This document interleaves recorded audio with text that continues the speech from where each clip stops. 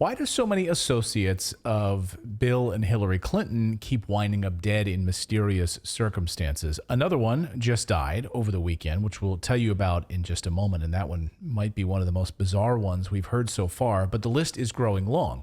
Clinton friend Jeffrey Epstein found dead in a jail cell. Then we have medical examiner Michael Bodden saying that Epstein's death is consistent with homicide. Then, like clockwork, more Clinton friends and associates die. In 2020, billionaire film producer Steve Bing dies after falling from a building. Mysteriously, he was a huge donor to Democrats and the Clintons. Bill Clinton then tweeting right afterwards saying, "I loved Steve Bing very much. He had a big heart. He was willing to do anything he could for the people and causes he believed in." Then you have Mark Middleton. In 2022, White House Clinton aide Mark Middleton found dead at a ranch in Arkansas. Shotgun found 30 feet away from his body, an electrical cord tied around his neck. They ruled that a suicide. And just for some context here, as Whitney Webb has reported, he was one of the guys who was involved with Jeffrey Epstein and the illicit transfer of sensitive U.S. military technology to China. Middleton, you'll recall, also testified before Congress. He pleaded the fifth 28 times to Congress when it was investigated. Then he also pleaded the fifth when asked if he was a foreign agent. Silence on that question. And then a few days ago, another Clinton billionaire associate dies. That one's ruled a suicide. He was 78-year-old Thomas Lee. He was found dead in his bathroom on his side with a single gunshot wound to his head. Then that brings us to the very latest. I mean, the list is getting incredibly long, to this weird, mysterious death that happened over the weekend. Dana Hyde, another one who worked with Clinton and the Obama administration. And she was 55 years old. She was in a jet with her family and other individuals when apparently, according to reports, they hit some turbulence over New England. That caused them to have an emergency landing. But the turbulence, they said, was the reason that she died. Her family's fine. A number of FAA and airline pilots have come forward saying, "I've never seen anyone die because of turbulence." So what in the world is going on here? Well, investigative journalist Whitney Webb has been following a lot of these weird connections over the years, particularly the Mark Middleton story, and we wanted to bring her on to talk about this. Whitney, welcome back to the show. Hey, great to be here. Thanks for having me back on. Sure. So this list is getting long, and you and I were texting earlier today. And as we were texting, you were literally going through and looking for her profiles on a number of different business websites, LinkedIn, Apollo, Aspen Institute, where she worked. And what were you finding? That her profiles have been deleted. At least the LinkedIn was deleted within the last 24 hours. And the Aspen Institute, where relatively recently she was co-chair of a major Aspen Institute initiative for inclusive economic growth, she's since been deleted as well, and actually essentially written out of the history of that particular initiative. The other co-chair claims to have now on the Aspen Institute website is listed as the only founder and person who launched the initiative. With if you actually go back in the Wayback Machine, it's clear that this particular individual, Dana Hyde, was the co-chair and helped launch it as well. So it's kind of bizarre to see her written out of it. Several of her other profiles on the internet have also been pretty difficult to come across. I was able to using archive.org, find one of her old profiles on the Aspen Institute that's since been deleted and has a lot more information than the ones that are currently online. And, most reports on her death have not really mentioned a lot of her roles at the government or her affiliations that are in, some of these other now deleted profiles. For example, her Council on Foreign Relation membership, not mentioned anywhere except this Aspen Institute profile, as far as I can see.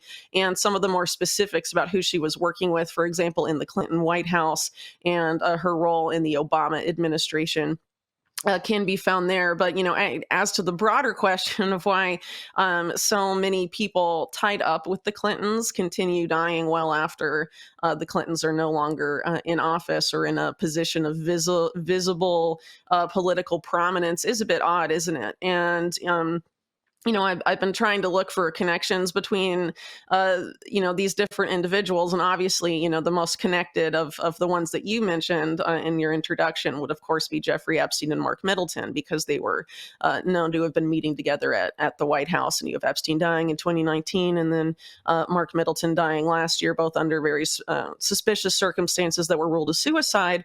But then you look at, those cases, and then these other cases that you mentioned. Steve Bing falling out of a 27th off the 27th floor of a high-rise building. Police wouldn't even say it was a suicide. They just were like, he fell out of a building at the time, and it was subsequently, I think, reported as a suicide by the New York Post, but that didn't come from police. And Thomas H. Lee, this financier guy, not exactly clear why he might have killed himself, because just a few days before he was found dead, people thought he was in a great mood, doing really well, and they were just blown away why he would kill himself in the way that he did. And just a lot of unanswered questions. So if you want to view some of these deaths through the lens of why someone like Jeffrey Epstein was liquidated, essentially. My opinion is that is the reason Jeffrey Epstein was arrested and subsequently killed is related to a factional battle within sort of these covert worlds where intelligence and organized crime swim around each other and have symbiotic relationships. And sometimes, there's competing factions in that. And if you look at the history of the Clinton, political dynasty, whether it's, Clinton's time as governor of Arkansas or his time in the White House, in a very significant amount of connections to very suspect intelligence and criminal activities, with the Arkansas Iran-Contra connections in the 1980s, and a lot of course, the better known and also lesser known scandals of the Clinton White House era, that a lot of those, of course, involved individuals and structures that existed, from his time as governor of Arkansas, and, the longstanding history of political cronyism as practiced by the Clintons. So if there is some sort of factional dispute, it seems like there's certain people that may be on the chopping block, but it's getting a bit hard to sort of write all of these off as a coincidence. Are they all necessarily connected?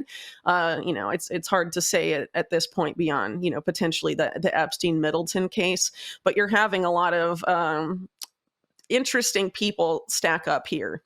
Yeah, and it's definitely time to at least question what's going on. Well, yeah, and you mentioned the intelligence side of this, and one thing you brought up when we were texting earlier, you mentioned the Jerusalem Venture Partners, which is, can you tell us a little bit about that and what Dana Hyde's connection was to that group? So in some of the reporting about who Dana Hyde is, I found one mention that her current position at the time of her death, she was involved or working for, she was listed as a partner of Jerusalem Venture Partners, and in other press releases of that particular venture capital firm, she's referred to as an advisor. You can't find anything about her on their website right now. Which is, again, quite odd. But Jerusalem Venture Partners is something I actually covered back in 2020 because a New York City-funded, taxpayer-funded cybersecurity center was basically being run by Jerusalem Venture Partners. And again, I reported on this in 2020, so I can't speak to what's happened with that particular venture since then. But at the time, the chief operating officer for Jerusalem Venture Partners was previously a person who managed major amounts of money for the Bronfman family, who come up in my book a lot, and also in connection with the Epstein case, and have significant ties to organized crime. And a lot of these networks that I've traced in my work for a few years, and in addition to that, the person that created Jerusalem Venture Partners has a lot of rather disconcerting intelligence and military intelligence connections. And this particular venture capital firm was born out of this somewhat controversial Israeli government program called the Yasma program, that also spanned a lot of other venture capital networks that ended up being tied up with the Maxwell family, for example. in other groups of that nature, and have been tied up with espionage, on several occasions over the past, few decades or so. And when you look at that in the context of, Maxwell's and Epstein and the use of blackmail, and also, aggressive espionage beyond that, it starts to look a little bit weird, but it's not exactly clear what Dana Hyde was working on for them, because, as I mentioned, she's not really. You can only find her name on scattered throughout a handful of these Jerusalem Venture Partner press releases, but that's supposed to be her affiliation at the time of her death right now. Mm-hmm. It's all very, very odd, all very, very odd. And we thank you so much, Whitney, for continuing to look into this. It's crazy. And just when I saw this story, I thought there's so many weird connections here that we need to try to get to the bottom of. Investigative journalist Whitney Webb, always great to see you. Thank you so much for jumping on and talking about this really interesting story. Thanks. Absolutely. Thank you. Thanks, Whitney. And it's amazing because Robert Rubin, in some of Whitney's reporting as well, we didn't really have time to get into it there, but I'll just a little bit here. I'll just touch on the Aspen Institute. Of course, we covered on the show a couple of months ago. The Aspen Institute was where they did that Hunter Biden exercise. Where, remember, they did that 11-day scenario that began with the release of falsified records about Hunter Biden's employment. Remember, they tested it well, if this happens. Mm-hmm. If they say that Hunter Biden had this issue, this is how we would respond. So it was all of this deep state coming together and this staged exercise about what happens if something happens with Hunter Biden. Mm. That was all from the Aspen Institute, of course, where she's associated with, working for the Aspen Institute. Suddenly they scrubbed the website of her name. And then we should also mention Robert Rubin, the former Treasury Secretary who signed off on Epstein's first Clinton White House visit, and whose deputy Larry Summers flew on Epstein's plane, later became very close with Epstein while president of Harvard. And then, of course, Whitney goes through a lot of this in her book, where she talks about, these bizarre deaths specifically, and how a lot of this is just tied together with the Chinagate scandal involving both Middleton and Epstein. So many dirty and weird questions, though. Somebody in the chat says, my favorite of these deaths is Middleton, where he somehow shoots himself with a shotgun, and he's hanging from a tree with an electrical cord around his neck, but the shotgun is found, it's 30 feet away from him. Oh, how do you accomplish that? Good. I don't know. You have to be really good. You have to shoot yourself, and then you have to throw the gun 30 feet. Uh-huh. Guess that's how that works. Okay. All right. So if that ever happens, I just want you to know that that's not foul play. That I'm a shot putter. I'm a shot putter. I can shoot myself and then throw the gun.